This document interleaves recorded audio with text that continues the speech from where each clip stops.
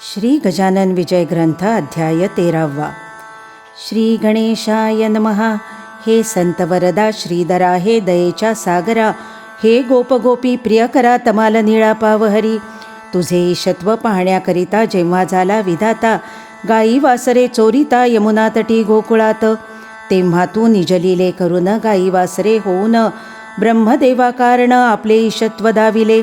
दुष्ट ऐशा कालियाला यमुने माझी तुडवून भला, रमणक द्वीपा धाडीला गोपन निर्भय करण्यास. तेवी माझ्या दुर्दैवा तुडवुनिया वासुदेवा, दास गणू हा करावा निर्भय सर्व बाजूंनी. मी अजाण भक्त तुझा हरी परी देवा कृपा करी, मी आहे अनधिकारी योग्य न तुझ्या कृपेस. ऐसे जरी आहे सत्य परी नको पाहू संत, माझी चिंता वार त्वरित आपल्या कृपा कटाक्षे. आता श्रोते सावधान बंकट हरी लक्ष्मण, विठू जगदेवादी मिळून गेले वर्गणी जमवावया. भाविकांनी वर्गणी दिली, कुत्सितांनी कुटाळी केली, वर्गणीची का हो पडली जरूर तुमच्या साधुस्तव. गजानन म्हणता महासंत, जे न घडे ते घडवित, मग त्यांच्या मठाप्रत वर्गणी ही कशाला. कुबेर त्यांचा भांडारी, मग कशास फिरता दारोदारी, चिठ्ठी कुबेराच्या वरी करा म्हणजे काम झाले. ऐसे ऐकता भाषण जगदेव बोलला हसोन, या भिक्षेचे कारण आहे तुमच्या बऱ्यासाठी. श्री गजाननासाठी नको बांधणे मठमठी, ह्या अवघ्या आटाआटी तुमचे कल्याण व्हावयास. स्वामी गजाननाचा त्रैलोक्य हाची मठसाचा, अवघी वने हा बगीचा पलंगजांचा मेदिनी. अष्टसिद्धी दासीपरी राबताती ज्याच्या घरी, तोन तुमची पर्वा करी त्याचे वैभव निराळे. सविता सूर्य नारायण त्यासी दीप कोठून, प्रकाश देऊ शकेल जाण प्रतिकार करण्यात माचा. तो मुळीच प्रकाशमयी त्याला दीपाचे काज नाही, हलकारा तो कोठून होई सार्वभौमा भूषविता. इच्छा ऐहिक वैभवाची असते मानवा प्रतिसाची, ती आहे व्हावयाची पूर्ण या पुण्यकृत्याने. रोग बरा करण्याभली औषधाची योजना केली, प्राणासाठी नसे झाली ती हे ध्यानी धरा हो. रोग भय शरीरास नाही मुळीच प्राणास, जन्म मरण हेही त्यास नाही मुळी राहिले. तैसी तुमची सुसंपन्नता रक्षण व्हाया सर्वथा, पुण्यरूप औषधी आता मिळणे भाग आहे की. संपन्नता हे शरीर रोग त्याचे अनाचार, त्याचा नाश होणार या पुण्यरूप औषधीने. म्हणून पुण्य संचय करा कुतर्कना चित्ती धरा, पुण्य मेदिनी माझी पेरा करा आपुल्या संपत्तीचा. बीज पेरिता खडकावर ते वाया जाते साचार, त्यास कधी ना येणार मोड हे ध्यानी धरावे. अनाचार दुर्वासना हे खडक असती जाणा, तेथे टाकिल्यावरी दाणा ते किडे पाखरे भक्षिती. संत सेवे समान कोणते नाही पुण्यान, स्वामी सांप्रत गजानन मुकुटमणी संतांचे. संत कार्यास काही देता अगणित होते सर्वथा, एक दाणा टाकिता मेदिनी माझी कणीस होते. त्या कणसास दाणे येती एकाचेच बहुत होती, तीच पुण्याची आहे स्थिती हे बुध हो विसरू नका.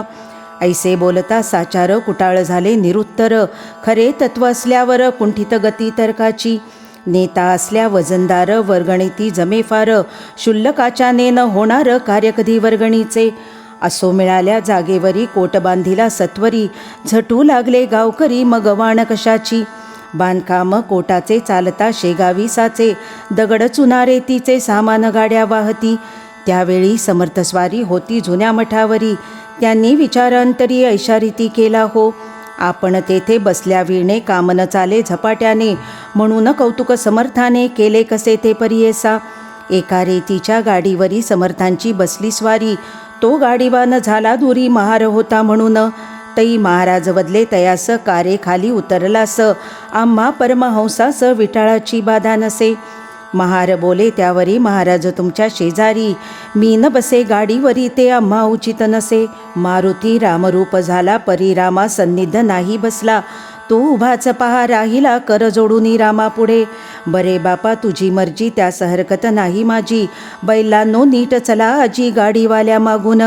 बैल तैसे वागले नाही कशास बुजले, गाडीवाल्या वाचून आले नीट सांकेतिक स्थलास. समर्थ खाली उतरले मध्यभागी येऊन बसले, तेथेच हल्ली काम झाले त्यांच्या भव्य समाधीचे.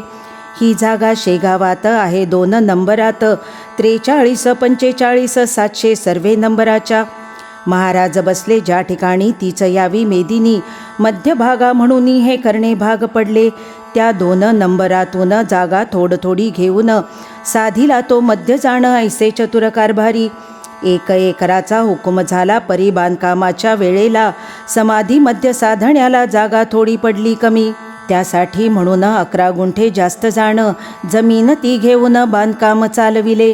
पुढाऱ्यांच्या होते मनी वचन दिले अधिकाऱ्यांनी, आणिक 1 एकर तुम्हाला गुणी काम पाहून जागा देऊ. यास्तव केले धाडस 11 गुंठे घेण्यास. परी ते गेले विकोपास एका दुष्टाच्या बातमीमुळे. यामुळे पुढारी थोडे घाबरले अंतरी. त्यात जो पाटील होता हरी तो बोलला समर्था. 11 गुंठे जागेचा तपास करावयासाचा एक जोशी नावाचा आला असे अधिकारी. हसत हसत पाटलाला समर्थाने शब्द दिला, जागेबद्दल झोका झाला दंड तुम्हा तो माफ होईल. त्या अधिकारी जोशाप्रती समर्थाने दिली स्फूर्ती. चाललेल्या प्रकरणावरती शेरा त्यांनी मारिला की हा दंड झालेला विनाकारण आहे भला. दंड गजानन संस्थेला परत द्यावा म्हणून. मी करून आलो चौकशी जाऊन त्या शेगावासी. या घडलेल्या प्रकारासी दंड होणे उचित नाही, म्हणून तो माफ केला. ऐसा हुकूम जेव्हा आला तई हरी पाटलाला आनंद झाला विशेष. तो म्हणे समर्थांचे वाक्य ना खोटे व्हावयाचे. मजवरी किटाळ महाराचे येऊन गेले नुकते एक. त्यावेळी महाराजांनी भिवू नकोस म्हणून तुझ्या एकाही केसा लागुनी धक्का न त्याचा बसेल. तेच खरे अखेर घडून आले साचार. तैसाचा हाही प्रकार आजदिनी झालासे. समर्थ वाक्य खोटे झाले ऐसे कोणी न कधी ऐकिले. असो शेगावाचे लागले लोकभजनी स्वामींच्या. आता नव्या जागेता आल्यावर जे काही घडले प्रकार म्हणजे चमत्कार ते आता वर्णितो.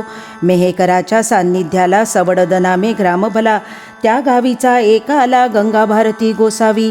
यास होता महारोग कुजून गेले अवघे अंग. उरली न पडल्या वाचून भेग जागा दोन्ही पायाला. करपद बोटे झडून गेली तनुप्रती चढली लाली. कानाच्या सुजल्या पाळी कंडू सुटला तनू ते. म्हणून गंगा भारती त्या महारोगात रासला अति. समर्थांची ऐकून कीर्ती शेगावासी पातला. श्रोते त्या गोसाव्याप्रत लोक अडवू लागले बहुत. तुला रक्तपिती आहे सत्य तू न जावे दर्शना. महाराज दिसतीला ऐशा ठाई उभा राहून दर्शन घेई. कधीही ना जवळ जाई त्यांचे चरण धरावया. हा स्पर्शजन्य रोग फार म्हणून वैद्य डॉक्टर सांगती याचा विचार तू आपुल्या मनी करी. परी एके दिनी गंगा भारती चुकवून अवघ्या लोकांप्रती. येता झाला सत्वर गती प्रत्यक्ष दर्शन घ्यावया. डोई ठेविता पायावर समर्थांनी चापट थोर. मारली त्याच्या डोक्यावर अति जोराने विबुध हो. म्हणून तो उभा ठेला समर्थास न्याहाळू लागला. स्वामींनी त्याचे थोबाडाला दोन्ही करे ताडिले. फडाफड मारिल्या मुखात आणखी वरती एक लाथ. खाकरोनी बेडक्याप्रत थुंकले त्याच्या तनुवरी. तोच त्याने मानिला समर्थांचा प्रसाद भला. बेडका होता झोका पडला तयाची या अंगावर. तो त्याने घेऊन करी चोळून अवघ्या शरीरी. लाविता झाला मलमापरी आपुल्या सर्व अंगास. तो प्रकार पाहता एक कुटाळ तेथे होता. तो गोसाव्यासी बोलता झाला पहा येणे रीती. आधीच शरीर नासले तुझे आहे बापा भले. त्यावरी यांनी टाकेले या मंगळ बेडक्या ते. तो तू प्रसाद मानिला अवघ्या अंगाते चोळीला. झाला ऊन साबणाला ढोन टाकी सत्वर. हे ऐसे वेडे पीर विचरू लागता भूमीवर. त्यांशी अंधश्रद्धेचे नर साधू ऐसे मानिती. त्याचा परिणाम ऐसा होतो अविधी कृत्यास ऊत येतो. तो येता सहज जातो समाज तो रसातळा. यासी तुझेच उदाहरण तू औषध घेण्याचे सोडून आलास की रे धावून या वेड्या पिशापाशी. गोसावी ते ऐकता हसू लागला सर्वथा. म्हणे तुम्ही येथेच चुकता याचा करा विचार. अमंगळ साधूपासी काही न राहते निश्चयेसी. कस्तुरीच्या पोटाशी दुर्गंधी नावसे कदा. तुम्हा दिसला बेडका तो हा प्रत्यक्ष मलमदेखा. कस्तुरीच्या सारखा सुवास येतो या लागी. तुम्हा संशय असल्यास पहा माझ्या अंगास. हात लावून आखास म्हणजे कळून येईल की. त्यात थोंक्याचे नाव नाही अवघी औषधी आहे पाही. मी तुका वेडा नाही बेडक्यास मलम मानणारा. तुझा त्यासी संबंध नव्हता म्हणून बेडका दिसला तत्वता. समर्थांची योग्यता त्वानमुळी जाणिली. त्याचे पाहण्या प्रत्यंतर चाल जाऊ एकवार. स्नान केलेल्या जागेवर वेळ आता करू नको. समर्थ स्नान प्रतिदिवशी करतील ज्या जागेसी, तेथल्या ओल्या मातीसी मी लावितो निजांगा. ऐसा संवाद तेथे झाला. दोघे गेले स्नानस्थला. तो कुटाळासी आला अनुभव गोसाव्यापरीच. मृत्तिका स्नानस्थलाची दोघांनीही घेतली साची. तो गोसाव्याच्या हाती बैसली औषधी होऊन. कुटाळाच्या हातात ओलीच माती आली खचित. दुर्गंधीही किंचित येत होती तियेला. तो प्रकार पाहता क्षणी कुटाळ घोटाळला मनी. कुत्सित कल्पना सोडून शरण गेला समर्था. असो कोणी गोसाव्या ते जवळ बसू देत नव्हते. हा दूर बसून भजन ते करी स्वामी पुढे नित्य. आवाज गंगा भारतीचा पहाडी गोड मधुरसाचा. अभ्यास होता गायनाचा त्या गंगा भारतीला. ऐसे 15 दिवस गेले. रोगाचे स्वरूप पालटले. लालीने ते सोडिले तयाची या अंगाला. चाफे झाले पूर्ववत. भेगापदीच्या निमाल्या समस्त. दुर्गंधीचा मोढिला त्वरित ठाव त्याच्या श्रोते हो. गोसाव्याचे ऐकून भजन होई संतुष्ट समर्थ मन.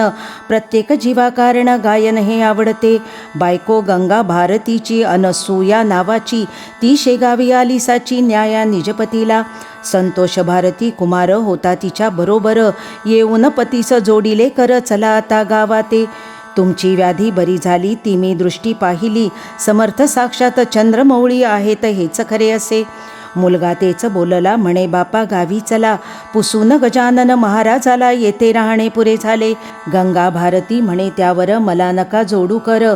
आजपासून साचार मी तुमचा खचित नाही. ही अनाथांची माऊली स्वामी गजानन येथे बसली. त्यांनी माझी उतरविली धुंडी चापट मारून. राख लावली अंगाप्रत आणि चित्त तुझे संसारात. केलीस विटंबना बहुत या भगव्या वस्त्राची. ऐसे संकेते बोलले थापट्या मारून जागे केले. आता डोळे उघडिले संसाराचा संबंध नको. हे संतोष भारती कुमारा तू तुझ्या आईस नेई घरा. येथे नकोस राहू जरा सबडद जवळ करावे. हिचे जीवमान जोवरी तोवरी हिची सेवा करी. ही तुझी माय करी हिला अंतर देऊ नको. मातोश्रींची सेवा करिता तो प्रिय होतो वासुदेवा. पुंडलिकाचा ठेवावा इतिहास तो डोळ्यापुढे. मी येता सवडदात पुन्हा रोग होईल पूर्ववत. म्हणून त्या आग्रहात तुम्ही न पडावे दोघांनी. आजवरी तुमचा होतो आता देवाकडे जातो. नरजन्माचा करून घेतो काहीतरी उपयोग. हा वाया गेला खरा नराचा जन्म साजिरा. चुकेल 84चा फेरा ऐसेसाच सांगितले. समर्थ कृपेने निश्चिती झाली मला ही उपरती. या परमार्थ खिरीत माती टाकू नका रे मोहाची. ऐसे सांगून कुटुंबाला मुलासह सवडदाला.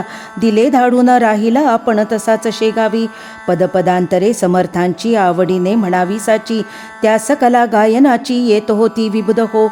प्रत्यही तो अस्तमाना एक तारा घेऊन जाणा. समर्थांच्या सान्निध्याना बैसून भजन करीत असे. ऐकून त्याचे भजन इतरांचेही हर्षे मन. वस्तू अशीचा आहे गाणं रंजविणारी सर्वाते. हा गंगा भारती बरा झाला रोगाचा पत्ता मोडला. मलकापुरास पुढे गेला गजाननाच्या आज्ञेने. असो एकदा पौषमासी झामसिंगाला शेगावासी.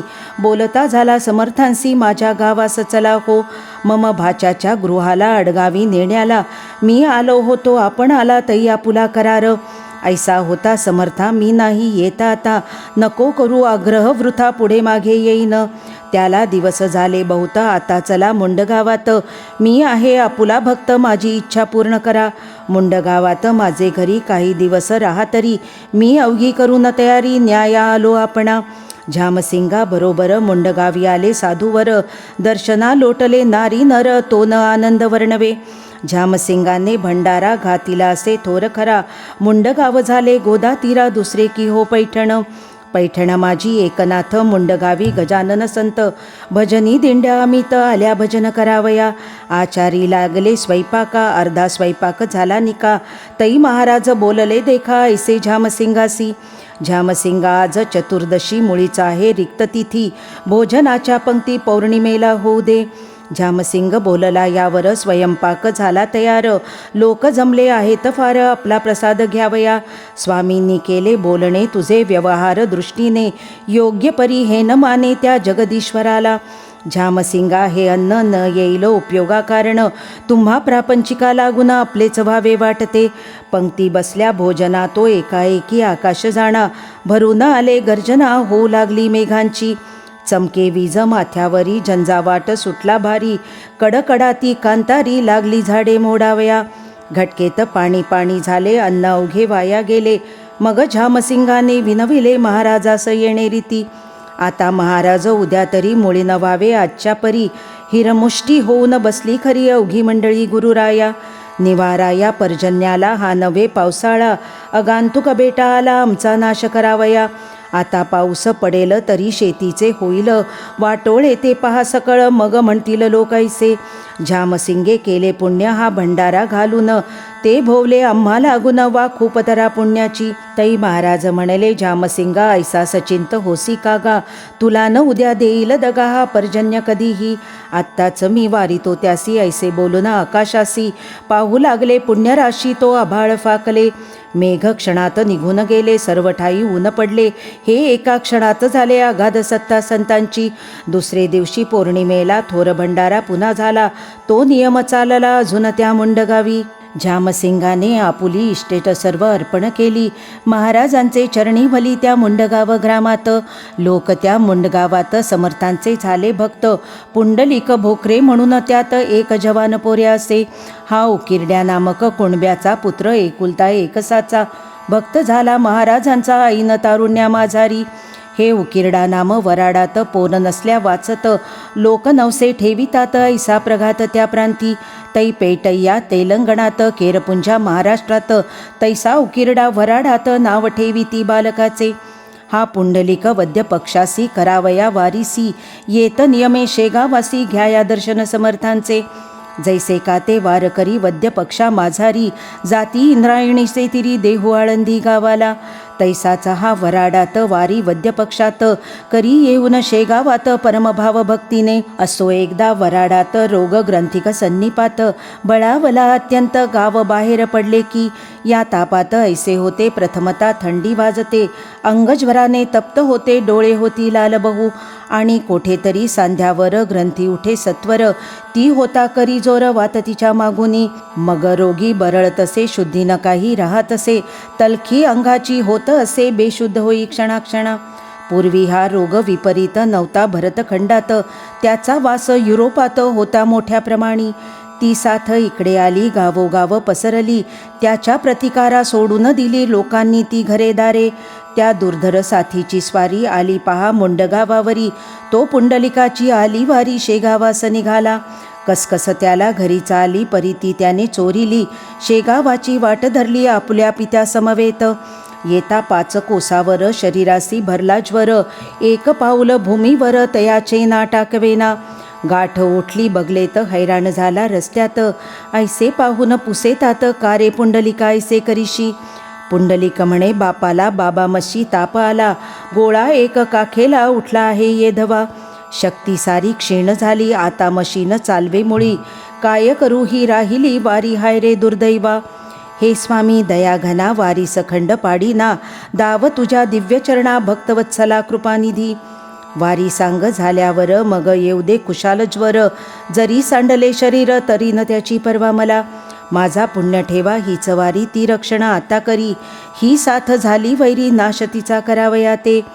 शरीर सामर्थ्य जोवर, परमार्थ घडे तोवर, बापही झाला चिंता तुर, ती मुलाची पाहून स्थिती.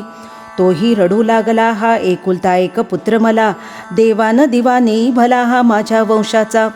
उकिरडा म्हणे पुत्रास, गाडी घोडे बसावयास, आणू का या समयास, तुला बाळा बसावया. पुंडलिक वदे तयावरी, झाली पाहिजे पायीच वारी, उठत बसत कसे तरी जाऊ चला शेगावा. मध्येच मृत्यू आल्यास, शवतरीने शेगावास, नको करू शोकास हेच आता सांगणे. बसत उठत पुंडलिका आला, अति कष्टे शेगावाला, पाहून स्वामी समर्थाला घातले त्याने दंडवत. तो समर्थांनी माव केली, एका हाताने दाबिली, काख त्यांनीचा आपुली तिजोर करून या. आणि केले मधुरोत्तर, पुंडलिका तुझे गंडांतर, टळले आता तिळभर, चिंता त्याची करू नको. ऐसे महाराज वदता क्षणी, पुंडलिकाची गाठ जाणी, गेली जागच्या जागी जिरोनी, ताप तोही उतरला. कंप अशक्ततेने राहिला देहाकारणे, करी पुंडलिकाच्या मातेने आणिला नैवेद्य वाढून. घास त्या नैवेद्याचे समर्थे घेता 2 साचे, कापर येते पुंडलिकाचे गेले बंद होवोनिया. पुंडलिक झाला पूर्ववत, अशक्तता राहिली किंचित. हे गुरुभक्तीचे फळ सत्य, उघडा डोळे अंधांनो. गुरु योग्य असल्यावरी वायन जाई सेवा खरी. कामधेनू असल्या घरी का न इच्छा पुरतील. सांग करून वारीला पुंडलिक गेला मुंडगावाला. हे जो चरित्र वाची भला त्याचे टळेल गंडांतर. संत चरित्र ना कहाणी, अनुभवाची खाण जाणी. मात्र अविश्वास मनी संत कथेचा न यावा हो. श्री दासगुणो विरचित हा श्री गजानन विजय नामे ग्रंथ. सुखद हो भाविकांप्रत हेच देवा मागणे. शुभं भवतु. श्री हरिहरार्पणमस्तु. इति श्री गजानन विजय ग्रंथस्य त्रयोदशोऽध्यायः समाप्तः.